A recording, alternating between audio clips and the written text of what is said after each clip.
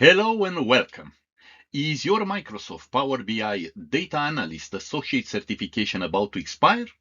Do you need to pass the PL300 renewal assessment quickly without spending hours reviewing content you already know? Then this course is for you. My name is Cristian Scutaru. I'm a data architect, Udemy instructor, and Microsoft certification expert.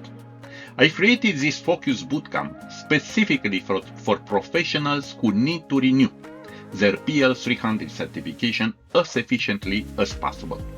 Unlike traditional PL300 courses that cover every topic from the beginning, this course concentrates strictly on the measured skills required for the current renewal assessment.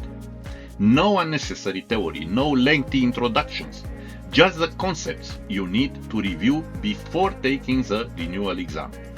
Together, we'll revisit key Power BI topics like data preparation, data modeling, DAX calculations, visualizations, report creations, Power BI service, security, governance, and analytics best practices.